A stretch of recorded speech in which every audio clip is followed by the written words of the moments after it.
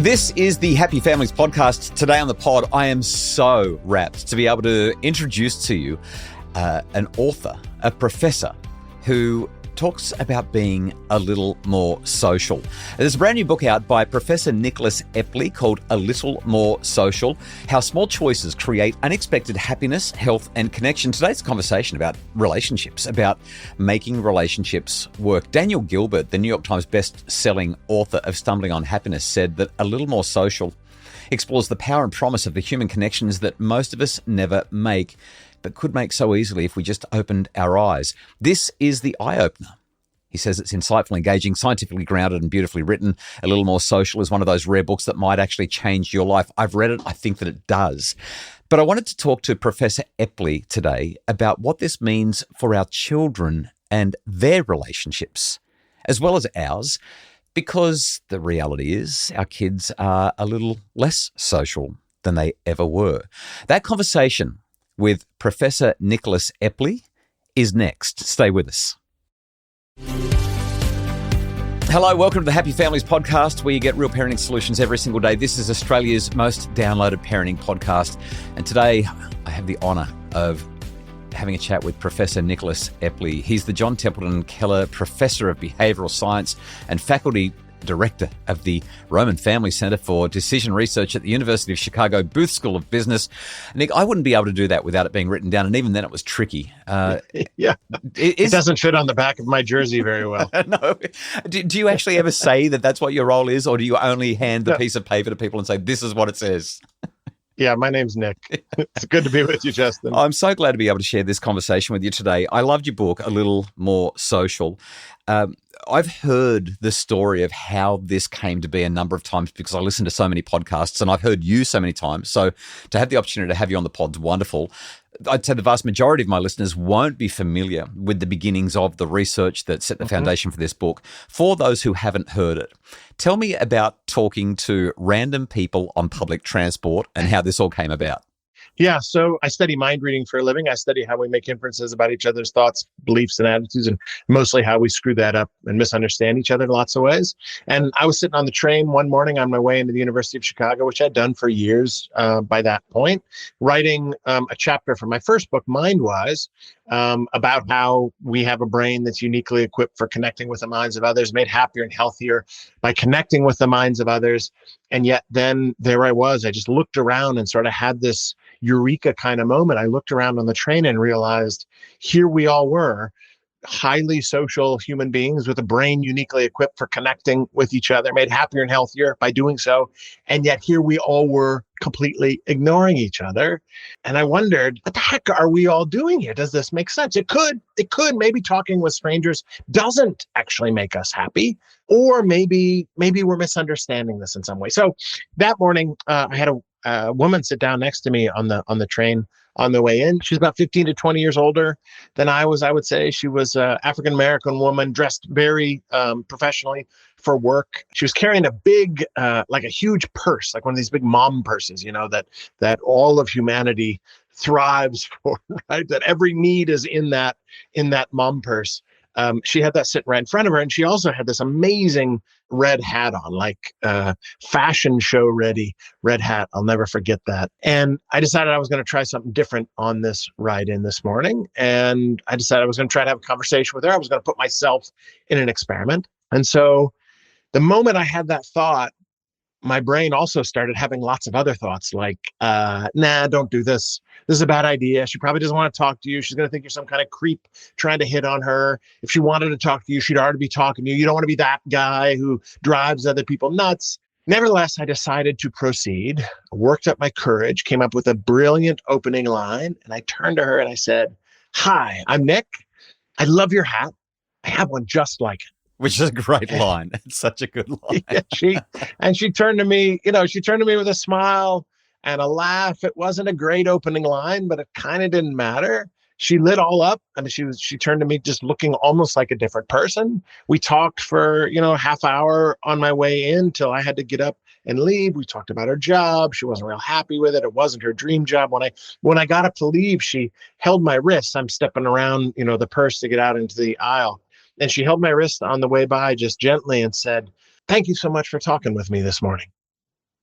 And as I was walking off the train, two things really struck me there. One was, that was nice. Like all of the research that I'd been reading about and conducting for decades, suggesting connecting with other people was pleasant, was right there. Not, this wasn't a earth-shattering conversation of any kind, but it was better than what I would have normally done. And the second thing that struck me was that this was surprisingly nice. The gap between my beliefs about how that conversation would go and how it actually went were notably large. And as I'm walking off that train, I remember very distinctly thinking, I think I might be doing this quite a lot. Like failing to appreciate how well things would go when I reach out and connect or engage with other people, failing to see opportunities I have to connect with other people and create meaningful connections. And then I also thought that this might be something that we're all kind of doing. Like a lot of us are doing. We're all sitting on there in that train. In fact, if you had people being pessimistic like I was, mistakenly pessimistic about how other people might respond, you could get a whole trainload of people who'd be happier talking to other people and nobody would ever try. You'd get highly social creatures behaving in a very unsocial way. And that morning was really the start of now, pushing 2 decades of research, 120 published experiments on this topic, that has become now massive across many different topics, over 30,000 people. It's become a big thing. I want to bring this back to parenting shortly, but there are a couple of other questions that we really need to discuss first. And we may even need to make this a 2-part podcast because there's so much to talk about social connection. You've done these experiments where either you or your experimental team have gone to subway stations. I mean, Nobody talks to anyone on public transport. It's the same here as it is there. And you've said, go and do this thing. This is what we're doing. Would you just walk through how that experiment has worked and what you've found? Yeah. So this was actually the first experiment we ran, 15 plus years ago after that morning that I had on the train, the first of what has become many, many experiments now. And in this experiment, actually, there were two that we ran here. In one experiment, we went to Homewood, Illinois, which is the station just north of where I live in Flossmoor, Illinois, on the far south side of Chicago. And we went to that station because it had an underground entry that you could get into, and it was winter here, so freezing cold. And we recruited people for a commuter survey. And in the first experiment, we asked people to just tell us how they thought they would feel if they did one of three things. In one case, we asked them to predict how they'd feel if they just kept to themselves in solitude. Another case asked them to predict how they would feel if they did whatever they normally did, which is usually just kept to themselves in solitude. And in the third condition, we asked them to do something, imagine something radical, having somebody come and sit down next to them and imagine having a conversation with them. These are measuring people's beliefs, just like the beliefs I had before I had the conversation with a woman who sat down next to me that morning. And here the results were crystal clear. People thought talking to a stranger was a bad idea. They thought they'd have a more pleasant commute if they kept to themselves or did whatever they normally did. We found that at the end of the commute, people actually reported having the most pleasant commute when they connected with the stranger who sat down next to them than when they did whatever they normally did or kept to themselves in solitude. So people's expectations weren't just wrong here. They were, like mine, essentially that morning, precisely backwards. After the break, a conversation about how this applies to our kids. Are our kids afraid to talk to people like we are as adults? Are we teaching them that? And when they stop talking to the people around them, what happens? Stay with us.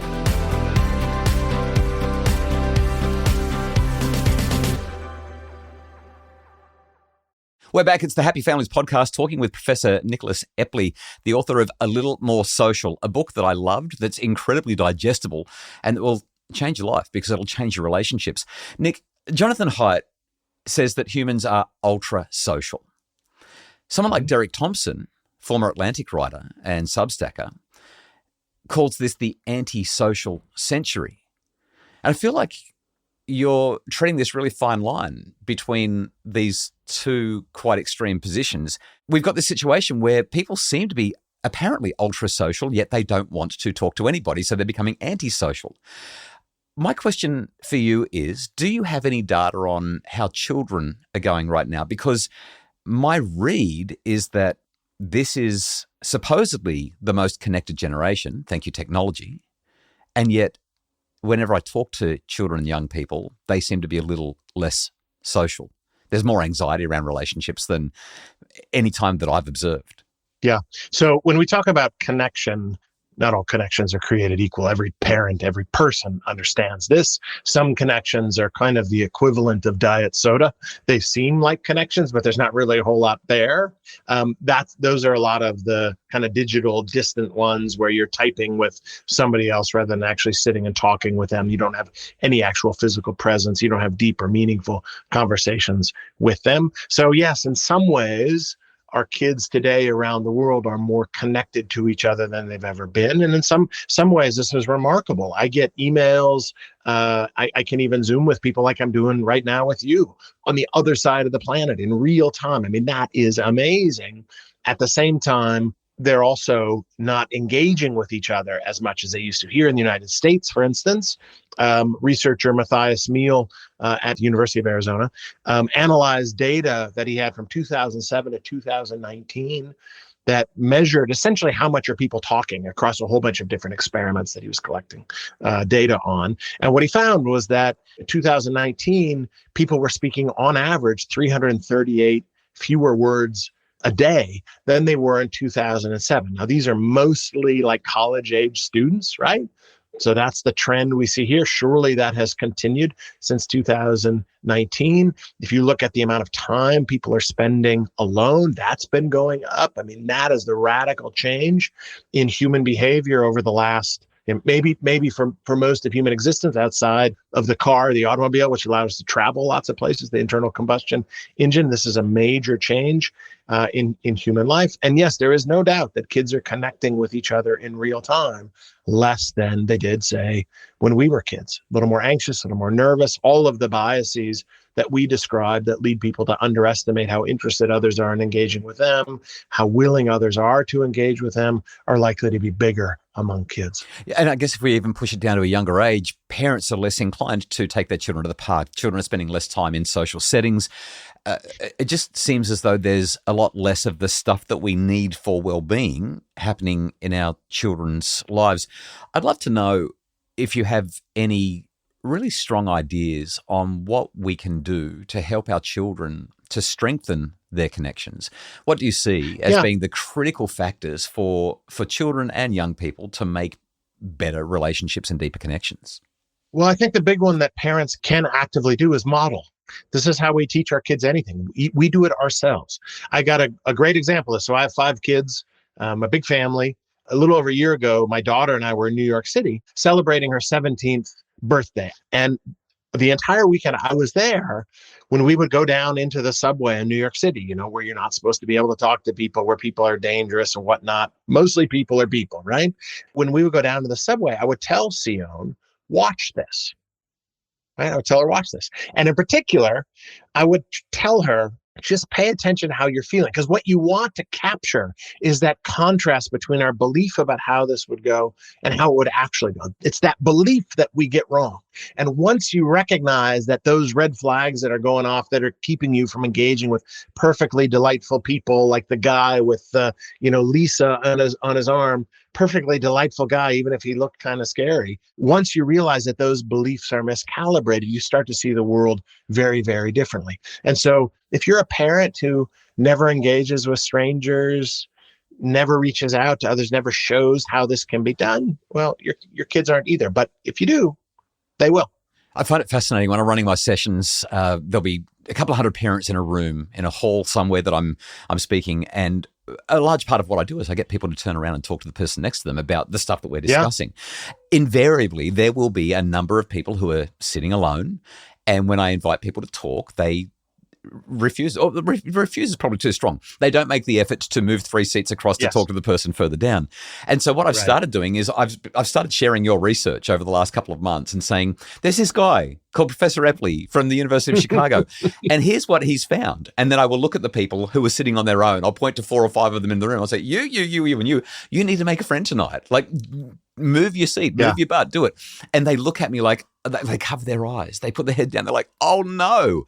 And then I watch what happens and I see them start to smile. I see them open up. I love the idea of modeling it. Incidentally, every now and again, they don't do that. And what I've noticed, this to me is the critical observation. The people who make the effort to move 3 seats across and have the conversation, they smile, they engage, they enjoy the night more. The people who don't, they sit there and they look quite sullen. Sometimes they pull out their phone and they wait for the 60 or 90 second or 2-minute conversation to finish before they put the phone away and start paying attention to me again. It's a qualitatively different experience when we connect.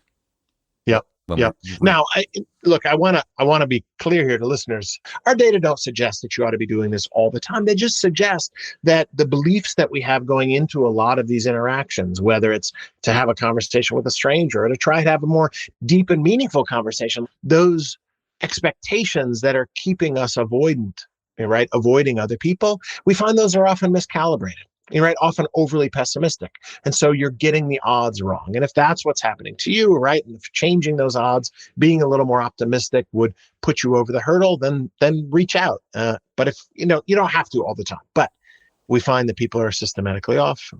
The take-home message is that connections matter and that most people respond much, much, much more warmly to an attempt by us to connect to them than we anticipate.